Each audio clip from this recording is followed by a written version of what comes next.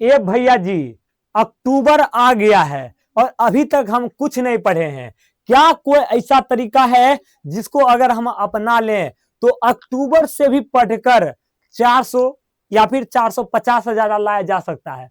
तो जी हाँ मेरे भाई, इसका तरीका है, क्योंकि मेरे भाई पिछले साल स्टूडेंट ने मेरे भाई लाया है, अक्टूबर से पढ़कर लाया है 400 से ज्यादा, 450 से ज्यादा लाया है मेरे भाई, 465 भी लाया है। तो मेरे भाई सारा जानकारी आज के इस वीडियो में आपको मिलने वाला है। वीडियो को शुरू से अंत तक देखना। इस तरीके का स्ट्रेटजी आपको कोई नहीं बताएगा। ये एक रियल स्टूडेंट का कहानी है। मैं एक छात्र का कहानी तुमको बताऊंगा, जो रूटीन वो अपनाया था, जो तरीका पढ़ाई करने के उन्होंने अपनाया था, वो सारा तरीका मैं बताऊंगा। ए से लेकर जेड तक जो भी तरीका उन्होंने अक्टूबर से लेकर अपनाया था ना एग्जाम तक, उस समय तक जो भी उन्होंने रूटीन अपनाया था, वो सारा चीज अभी आपको मैं बताने वाला हूं। चैनल को सब्सक्राइब करके जुड़ जाओ हमारे साथ और चलो हम लोग क्लास को शुरू करते हैं। सबसे पहले चैनल को सब्सक्राइब कर लो भाई साहब। इसमें जो भी चीज बताया जाएगा वो एक रियल बताया जाएगा, है ना, मतलब फोर्स नहीं बताया जाएगा। एक स्टूडेंट जिन्होंने ये सारा रूटीन पिछले साल किया था फॉलो, तो वो चीज आपको करनी है। चलो मेरे भाई हम लोग शुरू करते हैं। मेरे भाई देखो, आप सभी लोगों में से बहुत लोगों का कहना होगा भैया अभी तक हम कुछ नहीं पढ़े हैं, है ना, सितंबर तक अभी तक कुछ नहीं पढ़े। सितंबर खत्म हो गया ना, अभी वो जो हमारा सितंबर खत्म हुआ उसमें हम कुछ नहीं पढ़े। कोई बात नहीं मेरे भाई, अभी से आपके बिहार बोर्ड मैट्रिक परीक्षा का टोटल कितना दिन बचा है? टोटल 120 दिन बचा है। और इस 120 दिन में अगर तुम हार्ड स्टडी करने लग गए ना, तो मेरे भाई तुम फेल होकर आओगे। तुमको स्मार्ट स्टडी करना है। हार्ड स्टडी करने का टाइम चला गया। अब हम लोग क्या करेंगे? स्मार्ट स्टडी करेंगे। तो भैया जी स्मार्ट स्टडी करेंगे कैसे? तो वो मैं बताऊंगा कि आपको स्मार्ट स्टडी करना कैसे है। तो स्मार्ट स्टडी करने के लिए हमने एक भाई साहब जुगाड़ निकाला। 120 दिन है ना, इस 120 दिन को हमने 3 भागों में बांटा है। कितना भागों में? 120 को हमने 3 भागों में बांट दिया है। पहला मेरे भाई 60 दिन, पहला 60 दिन, फिर सेकेंड बीच वाला 30 दिन और लास्ट का 30 दिन। 60 3 90 और 90 30 120, है ना। पहला 60 दिन में आपको पढ़ाई करने का क्या तरीका होना चाहिए वो मैं बताऊंगा। दूसरा 30 दिन में आपका स्टडी मतलब स्टडी करने का क्या प्लान होना चाहिए वो मैं बताऊंगा।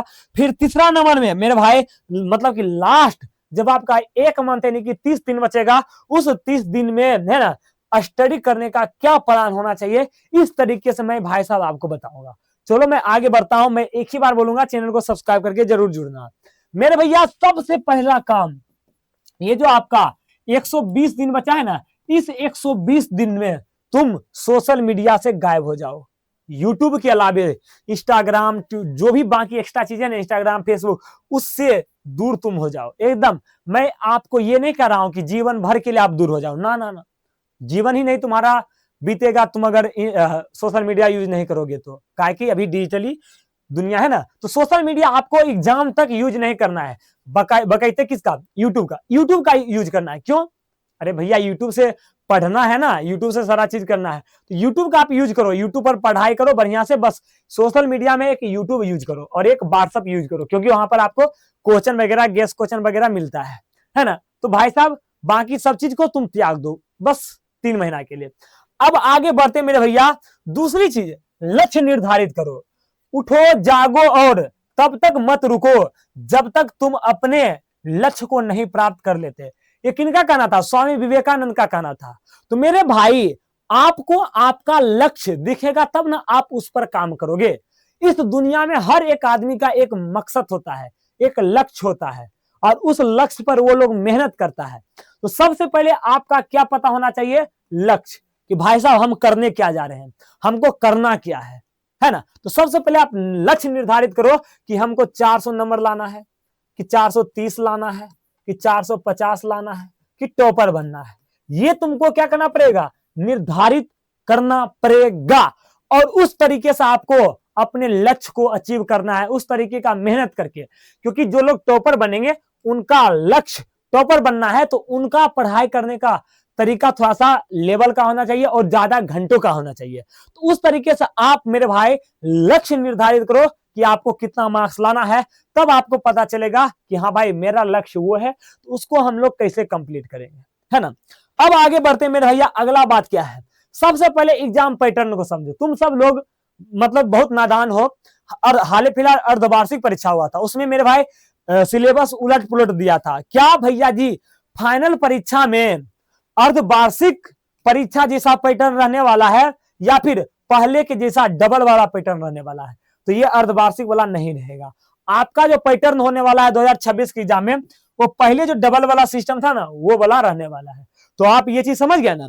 अब अगला हम बढ़ते हैं मेरे भाई। देखो, हमारे पास दो प्रकार के स्टूडेंट होंगे। पहला, जो अभी तक कुछ पढ़ लिए होंगे, और दूसरा जो अभी तक कुछ नहीं पढ़े होंगे, माथा पर हाथ धर के एकदम रो रहे होंगे। और एक आप ही का दोस्त जो देखे हंस रहा है। देखो, लड़की को नहीं देखना है, इससे दूर रहना है ना। तो मेरे भाई अभी तक कुछ नहीं पढ़ा है ना, ये स्टूडेंट अभी तक कुछ नहीं पढ़ा है, और ये स्टूडेंट अभी तक कुछ पढ़ा है। लेकिन इस वीडियो को देखने के बाद ये मायने ही नहीं रखता कि आपने कुछ पढ़ा कि नहीं पढ़ा। हाँ, एक चीज हो जाएगा, जो लोग अभी तक कुछ पढ़ चुके हैं ना, उनके लिए थोड़ा सा भाई साहब क्या हो जाएगा, आसान चीजें हो जाएगा, है ना, क्योंकि वो पहले पढ़ चुके हैं। और जो लोग पहले नहीं पढ़े हैं कुछ, तो उनको थोड़ा सा मेहनत ज्यादा करना पड़ेगा। अगर आपको इनको इनको पछाड़ना है, इनको पीछा छोड़ना है, इनका पीछा छोड़ना है, तो आपको थोड़ा 1-2 घंटा ज्यादा मेहनत करना पड़ेगा, बाकी पछाड़ दोगे। थोड़ा सा स्मार्ट स्टडी होना चाहिए। तो भाई साहब, दोनों में से किसी भी कैटेगरी से आप बिलोंग कर रहे हो, तो टेंशन आपको बिल्कुल भी नहीं लेनी है। अगला बात क्या है मेरे भैया, देखो अब हम लोग चलते हैं, जो पहला 30 मैंने बताया ना 120 दिन है ना, तो 60 दिन में क्या करना है, फिर 30 दिन में क्या करना है, फिर 30 दिन में क्या करना है। तो पहला जो 60 दिन है, इसमें तुम्हारा जो स्टडी का प्लान होना चाहिए, उसमें क्या होना चाहिए, सिलेबस समाप्त। किसी भी प्रकार से आप 70% सिलेबस समाप्त करो, क्योंकि 50% का जवाब देना होता है। अगर आप 70% सिलेबस समाप्त कर देते हो, 70% सिलेबस का मतलब क्या हुआ भैया, है ना, मोस्ट इंपोर्टेंट चैप्टर है ना, 70% आप क्या करो, सिलेबस समाप्त करो। और मेरे भाई है ना, बस यही 4 दिन में तुम 70% सिलेबस समाप्त करो, और उसमें से 50% का आंसर तुमको देना है ना। तो भाई साहब, मैथ, हिंदी, इंग्लिश या और एसएसटी में 95 से ज्यादा स्कोर कैसे करें, उसके लिए एनसीईआरटी समाप्त करना पड़ेगा। मैथ हो गया, हिंदी हो गया, इंग्लिश हो गया, और सोशल साइंस हो गया। ये तीनों ऐसा सब्जेक्ट है ना, जहां से बिहार बोर्ड एनसीईआरटी से क्वेश्चन बनाता है।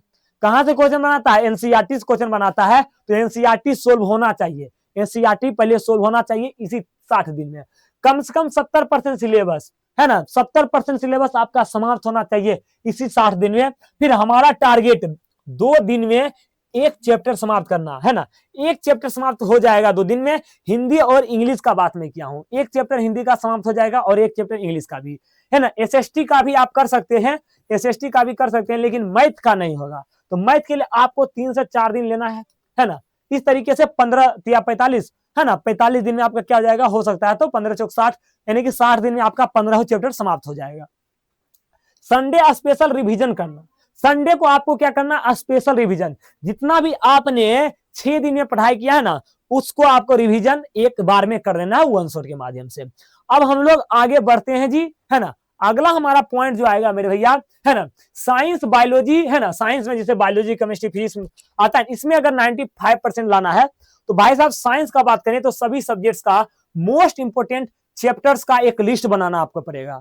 क्योंकि मेरे भाई आपको पता है ना, आधा भी चैप्टर पढ़ के जाओगे ना तो मजा आ जाएगा, क्योंकि वहां से बिहार बोर्ड सवाल बहुत ज्यादा उठाता है। वो मैं आपको अगले क्लास में बताऊंगा कि कौन कौन सा चैप्टर इंपोर्टेंट है। सभी इंपोर्टेंट चैप्टर का वन शॉट वीडियो देखकर कंप्लीट कर लो, आराम से कर सकते हैं वन शॉट वीडियो देखकर। और खुद का हैंड रिटन नोट्स होना चाहिए, ताकि आपका एग्जाम जब नजदीक आए तो आप अपना नोट्स को रिवीजन कर सको, है ना। हमारा टारगेट 3 दिन में एक चैप्टर समाप्त करना है ना।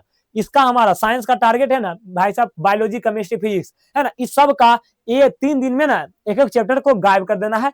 स्पेशलिस्ट बायोलॉजी में एनसीईआरटी बुक को आपको रीड करके जाना है, क्योंकि एनसीईआरटी से सवाल बनता है। इस तरीके से पढ़ोगे। सेकेंड 30 दिन में, है ना, अभी 60 दिन आपका गायब हुआ है, और 30 अभी 60 दिन और बचा है। तो दूसरा जो 30 दिन, यानी कि जब आपका एग्जाम का 2 महीना बचेगा, तो उसमें से पहला महीना बिहार बोर्ड में क्वेश्चन पेपर कैसा बनेगा उस पर काम करना है। और वो कहां से पता चलेगा कि बिहार बोर्ड क्वेश्चन कैसे पूछता है, तो रुपेश भैया के गेस क्वेश्चन 1000% यहां से सवाल लड़ता है। नहीं पता है, देख सकते हो आप लोग, एक लाइन से सवाल लड़ रहा है, बढ़िया से आप लोग देख सकते हो, अर्धवार्षिक, त्रैमासिक सब में लड़ा है। इस तरीके का नोट्स मात्र आपको 251 रुपया में मिल जाएगा। 10th हो 12th हो सबको मिल जाएगा, है ना भाई साहब। विद्या वाहिनी क्लासेस का ऐप डाउनलोड करो, इस ऐप पर आपको कोर्स मिल जाएगा, है ना। 10th को भी मिलेगा और 12th को भी मिलेगा, मात्र 251 रुपया में। गेस क्वेश्चन 1000% चांस है कि बिहार बोर्ड वहीं से पूछेगा तो पूछेगा। अब अगला बात किया जाए मेरे भैया, अगला हम लोग कहां पर थे, तो अगला हम थे मेरे भैया, है ना, रुपेश भैया का गेस क्वेश्चन करके जाना है। फिर क्वेश्चन बैंक के उस प्रश्न पर फोकस करना है जो 3 साल पूछा है, 2020 22 3, कोई भी 3 साल बाद पूछा गया उस पर करना है फोकस। फिर जो 2 साल बाद पूछा गया है ना, उस पर फोकस करना है। इस तरीके का क्वेश्चन बनता है। अब अगला बात भैया क्या है, अगला और सबसे इंपॉर्टेंट, लास्ट 30 दिन में आपका स्टडी प्लान क्या होना चाहिए। देखो मान लिया आपने बढ़िया से पढ़ भी लिया, बढ़िया सिलेबस खत्म कर दिया, लेकिन मामला कहां पर फंसेगा, जब आप पेपर पूरा बनाकर नहीं आओगे, क्योंकि आपका वहां पर क्या होगा, एग्जाम में टाइम मैनेजमेंट ही नहीं होगा। तो पेपर को मेरे भाई कैसे भी करके 2 घंटा 45 मिनट में आपको कंप्लीट करना है, और बचे हुए जो भी समय आधा घंटा बचेगा उसमें छोटा छोटा बढ़ा क्या आप देखें, क्या आपका खराब हुआ वो आपको देखना है, कहां पर आपने गलती किया वो सब आपको क्या करना है, फिर से देखना है, तब जाके मेरे भाई आपको बढ़िया लगेगा, है ना। तो भैया टाइम मैनेजमेंट कैसे होगा, तो टाइम मैनेजमेंट होने के लिए लास्ट का जो 30 दिन आपका बचेगा उसमें एक टारगेट क्वेश्चन बैंक आता है, उसको तुम लेकर टेस्ट सीरीज लगा लेना। क्या लगा लेना, टेस्ट सीरीज लगा लेना, डेली 2 टेस्ट देना, है ना। इस तरीके से तुम 1 महीना में भाई साहब 60 टेस्ट, वो 60 गो टेस्ट देकर जाओगे और एग्जाम वाला फीलिंग आएगा। ये टारगेट का क्वेश्चन बैंक ईयर वाइज होता है, 2010 का क्वेश्चन उठा लो बना लो, फिजिक्स का अभी साइंस का उठा लो बना लो, है ना, संस्कृत का उठा लो बना लो, किसी भी चीज का उठा लो बना लो, है ना। भाई साहब मैंने संस्कृत का बात ही नहीं किया, यहाँ पर एसएसटी और संस्कृत, है ना, सॉरी यहाँ पर एसएसटी और संस्कृत का बात नहीं किया ना, यहाँ पर हमको संस्कृत भी करना था, संस्कृत यहाँ पर आप कर लीजिएगा, ठीक ना, संस्कृत मैंने भूल गया। आगे मेरे भैया यहाँ पर थे, तो रियल वाला आपको एग्जाम का फीलिंग आ जाएगा जब टारगेट का क्वेश्चन बैंक लेकर बनाओगे ना, ईयर वाइज 2020 का क्वेश्चन उठाकर बना दिए, 2021 का संस्कृत का पेपर है बना दिए, 2023 का मैथ का पेपर है उसको बना दिए। इस तरीके से 9:30 में बैठना है और पेपर पर काम करना है, कैसा गया आपका एग्जाम, है ना, कितने क्वेश्चन का जवाब दिया उसमें टिक लगाओ, और कितना फुल मार्क्स आपका आया वो जोड़ो, और मेरे भाई जी कितना आपको टाइम लगा वो सारा चीज आपको लिखना है, और इसी दौरान परीक्षा में कॉपी कैसे लिखा जाता है इस पर काम करना है, तब जाकर आपका टॉपर का सपना साकार हो पाएगा। मुझे उम्मीद है कि आप सभी प्यारे साथियों को यह क्लास बहुत अच्छा लगा होगा। चैनल को सब्सक्राइब कर लीजिएगा और अपने अपने दोस्तों का जरूर शेयर कीजिएगा। मिलते हैं अगले क्लास में, तब तक के लिए thank you, see you, tata, take care, bye bye.